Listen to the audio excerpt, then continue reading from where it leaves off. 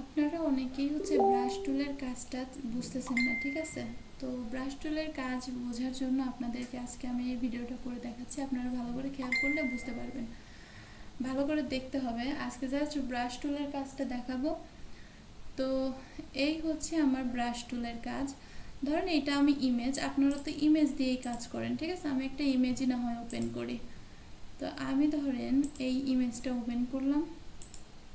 তো এই ইমেজের এইখানে ধরেন আমি বা এইটাতে আমি ব্রাশ টুলের কাজ করব। তো এখন আমার ধরেন আমি এই লেখাটা ঢেকবো, ঠিক আছে? এই লেখাটা ঢেকবো। এখন এই লেখাটা আমি ব্রাশ টুলের কাজ দিয়ে দেখে মানে ঢেকবো, ঠিক আছে?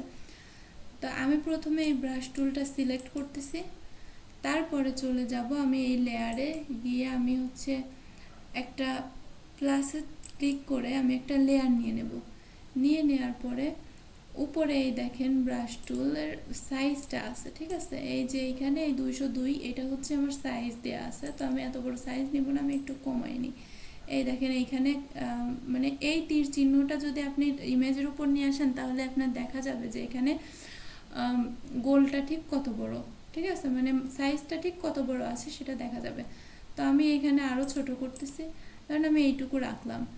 এখন এইটুকু আমার এই ইসের ব্রাশের সাইজ আমার এইটুকু 100। হ্যাঁ, তো এখন আমি ব্রাশের কালার এখানে কি দেওয়া আছে আমি দেখি। কালারটা ধরেন এখানে যে কি কালার, এটা এটা আমার পছন্দ না। হ্যাঁ, আমি কালারটা এই যে এখানে এসে এটা কালার প্যালেট, এই কালার প্যালেটে এসে আমি একটা ক্লিক করে দিব।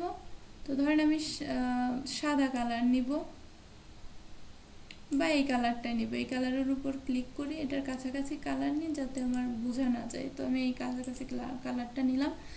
এখন দেখেন আমি যদি এভাবে ক্লিক করে করে এটা ঢাকি ব্রাশ টুল দিয়ে, তো দেখেন বোঝা যাচ্ছে যে এখানে কিছু লেখা ছিল, এরকম কিছু বোঝা যাচ্ছে। এটাই ব্রাশ টুলের কাজ। আমি এটা যদি ঢাকতে চাই তো এই যে এইভাবে দিয়ে ঢেকে দিতে পারবো। আমি যদি এইটা ঢাকতে চাই তো এইভাবে দিয়ে ঢেকে দিতে পারবো। পুরোটাই আমি যদি ঢাকতে চাই তো এইভাবে আমি ঢেকে দিতে পারবো। এই যে আমার ঢাকা হয়ে গেছে। তো এইটাই ছিল ব্রাশ টুলের কাজ। আর আপনি যদি এখন এখান থেকে বেরোবেন কি করে, তো এখান থেকে আপনি জাস্ট মুভ টুলে ক্লিক করলে আপনার ব্রাশ টুল থেকে আপনি বের হয়ে যাবেন। এবার আপনি যদি চান এই অবস্থায়, যদি চান যে ধরেন আপনার এই এই কালারটা চেঞ্জ করা লাগবে, ব্রাশ টুলের এই কালারটা চেঞ্জ করা লাগবে, তখন আপনি কিভাবে করবেন? এক করতে পারেন আপনি ব্রাশ টুলে আবারও ক্লিক করে করতে পারেন, এখানে ক্লিক করে।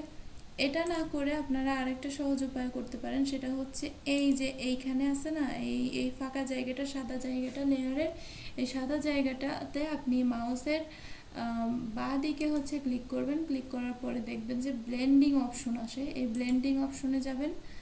তারপর যাওয়ার পরে এই দেখেন এখানে কালার ওভারলে আছে। এই যে কালার ওভারলে, এই কালার ওভারলের মাঝখানে আপনারা একটা ক্লিক করবেন। তারপর এই দেখেন এইখানে আপনার আরেকটা কালার প্যালেট আছে। এই কালার প্যালেটে গিয়ে আপনারা কালারটা চেঞ্জ করে দেবেন। রেড রাখতে চাইলে রেড রাখবেন, ব্ল্যাক রাখতে চাইলে ব্ল্যাক রাখতে পারেন। তারপর আপনি যদি সবুজ রাখতে চান সবুজে রাখতে পারেন, আপনি যদি ব্লু রাখতে চান ব্লুতে রাখতে পারেন। দরকার নেই, আমি এটাই রেখে দিলাম। তো ওকে করে দিলাম সব কিছু। এই আমার ব্রাশ টুলের কাজ শেষ। এটাই ছিল আমার ব্রাশ টুলের কাজ। তো আপনারা অনেকেই এইটা নিয়ে, এতটুকু জিনিস নিয়ে সমস্যা হচ্ছে। আমি দিয়ে দিচ্ছি, ভিডিওটা দিয়ে দিচ্ছি, আপনারা দেখেন।